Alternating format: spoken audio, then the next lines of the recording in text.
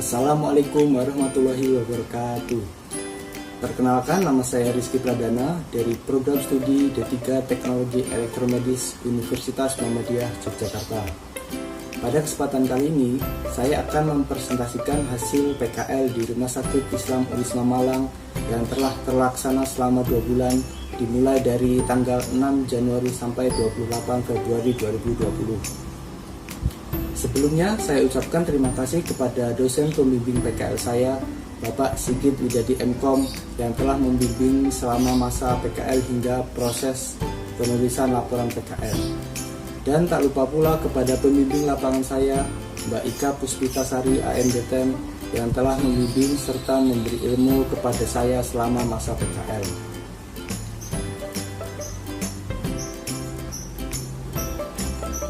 Berikut merupakan beberapa poin dari pembahasan pada presentasi kali ini. Yang pertama ada profil Rumah Sakit Islam Unisma Malang. Yang kedua, visi dan misi rumah sakit. Yang ketiga, kegiatan PKL. Yang keempat, pengenalan alat. Alat yang akan saya bahas pada presentasi kali ini adalah baby inkubator. Rumah Sakit Islam Malang didirikan pada tanggal 1 Mei 1994 dengan status di bawah kepemilikan Yayasan Universitas Islam Malang. Rumah Sakit Islam Malang merupakan rumah sakit umum dengan pelayanan kesehatan mulai dari yang bersifat umum sampai dengan yang bersifat spesialistik yang dilengkapi dengan pelayanan penunjang medis 24 jam. Rumah Sakit Islam Malang berlokasi di Jalan MT Haryono nomor 139, Kelurahan Dinoyo, Kecamatan Lowokwaru, Malang. Rumah Sakit Islam ini juga memberikan beragam jenis pelayanan medis, antara lain klinik umum, klinik gigi, klinik spesialis, instalasi gawat darurat, serta rawat inap yang terdiri dari kelas 1, kelas 2, kelas 3, VIP, dan juga kamar bersalin, serta ruang intensif yang dilengkapi dengan pelayanan laboratorium, radiologi, farmasi, dan home care. Dan juga kapasitas tempat tidur yang disediakan di RS Islam Malang sebanyak 102 tempat tidur.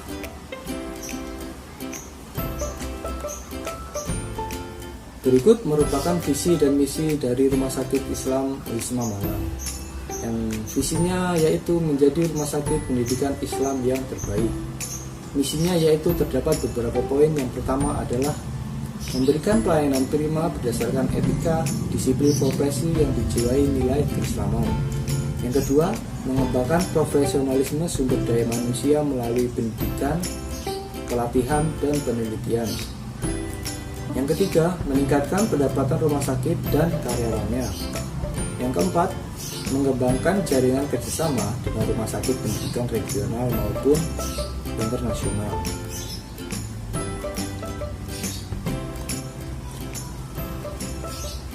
Lalu terdapat beberapa kegiatan PKL yang dilakukan selama PKL di RSI Unisma Malang. Di antaranya adalah inventarisasi alat, lalu pemeliharaan alat, dan juga perbaikan alat. Inventarisasi alat merupakan pendataan alat medis. Setiap ruangan alat akan didata mulai dari nama alat, kode alat, merek, tipe, nomor seri, serta ruangan alat. Selanjutnya, pemeliharaan alat akan dilakukan rutin dan terjadwal. Tujuannya adalah untuk memperpanjang umur alat dan mencegah kerusakan. Lalu, perbaikan alat dilakukan ketika staf mendapatkan laporan dari user. Apabila kerusakan sederhana, maka dilakukan perbaikan oleh teknisi. Apabila kerusakan cukup parah, maka rumah sakit dapat memanggil pihak ketiga. Lalu terdapat beberapa kegiatan lain juga apabila tidak dalam jadwal pemeliharaan alat dan perbaikan alat, yaitu mahasiswa juga ikut membantu teknisi rumah sakit dalam pengecekan instalasi listrik rumah sakit, instalasi IT, dan juga pengecekan air di rumah sakit.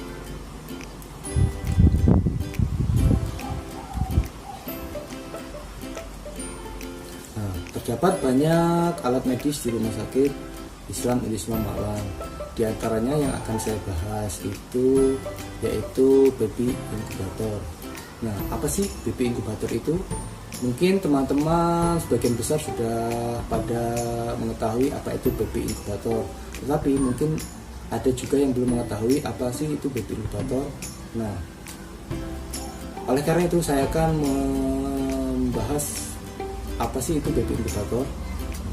Bayi prematur adalah bayi yang lahir di usia kandungan kurang dari 37 minggu.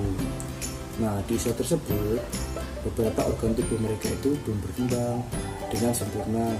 Nah, agar bisa bertahan hidup di luar rahim dan menyesuaikan diri dengan lingkungan baru, nah mereka pun akan ditempatkan di dalam inkubator. Nah, baby inkubator merupakan salah satu alat medis yang mempunyai fungsi sebagai perawatan dan penyesuaian suhu atau penghangat bagi bayi yang lahir prematur atau bayi lahir dini. Nah, kondisinya itu sangat membutuhkan suhu yang sesuai dengan suhu dalam rahim ibu. Oleh karena itu, bayi lahir prematur akan ditempatkan di dalam baby incubator.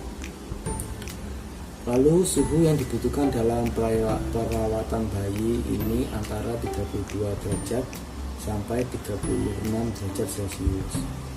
Nah, alat ini juga mempunyai sirkulasi yang terkontrol atau mempunyai kelembapan relatif dan juga mempunyai isolasi untuk melindungi bayi dari kontaminasi udara luar.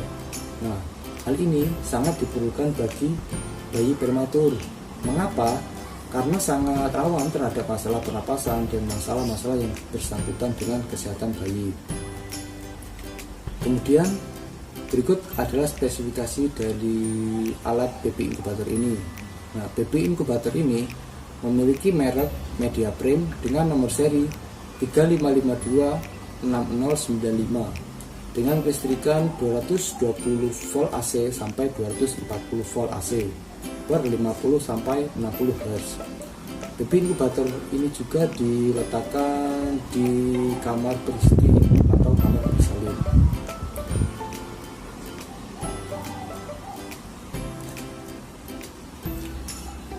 Berikut merupakan bagian-bagian dari baby incubator. Nah, yang pertama itu ada bed baby. Bed baby ini fungsinya adalah sebagai tempat tidur bayi atau tempat meletakkannya bayi. Yang kedua ada temperatur kontrol. Nah, temperatur kontrol ini digunakan untuk mengatur temperatur atau suhu pada baby incubator. Yang ketiga ada stabilizer yang digunakan untuk menstabilkan tegangan. Dan juga yang keempat ada chamber atau wadah sebagai tempat air.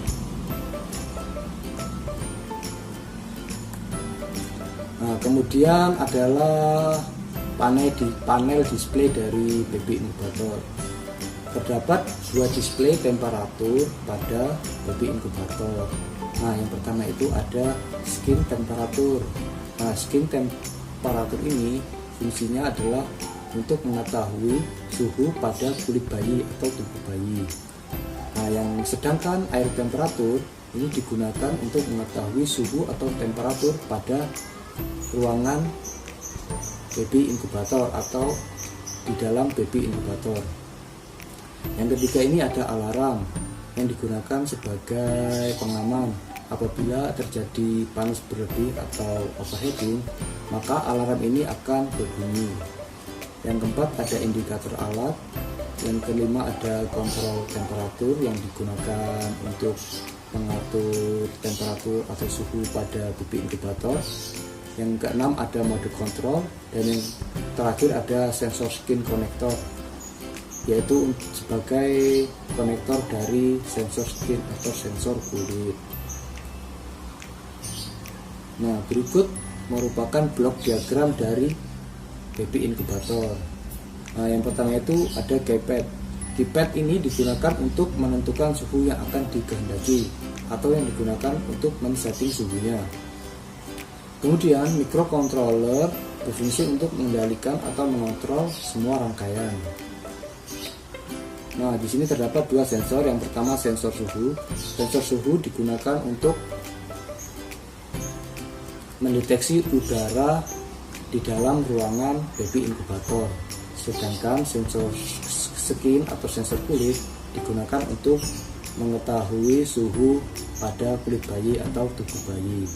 Nah, kedua output dari sensor tersebut akan masuk ke dalam amplifier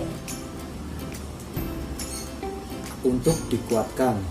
Kemudian akan masuk ke rangkaian ADC untuk diolah menjadi dari sinyal analog menjadi sinyal digital agar dapat diproses pada microcontroller. Di microcontroller semua data diolah untuk mengatur kerja keseluruhan dari baby inkubator. Lalu baby inkubator ini membutuhkan tegangan 220 volt AC sampai 240 volt AC atau tegangan PLN yang digunakan untuk menyalakan alat dan juga heater serta fan atau kipas. Sedangkan microcontroller akan mendapat tegangan dari power supply berupa tegangan DC. Berikutnya langkah-langkah pemeliharaan alat dari baby inkubator. Yang pertama itu membersihkan baby inkubator dengan desinfektan setiap hari dan membersihkan secara keseluruhan setiap minggu atau setiap akan digunakan. Yang kedua, melakukan pengecekan terhadap seluruh bagian alat dan mengecek sistem catu daya. Kemudian dapat mengecek fungsi indikator alarm dan timer serta memeriksa konektor sensor suhu, kabel konektor dan juga kabel power. Lalu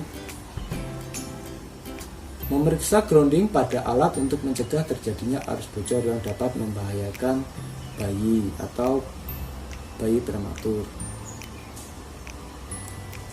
Baiklah, sekian presentasi dari saya. Apabila ada salah kata atau kesalahan, saya mohon maaf. Jangan lupa like, komen, dan subscribe. Khusus bagi mahasiswa atau mahasiswi dari Prodi D3 Teknologi Elektromedis, dimohon untuk mencantumkan nama serta NIM pada kolom komentar. Akhir kata saya ucapkan wabillahi taufiq walhidayah. Wassalamualaikum warahmatullahi wabarakatuh.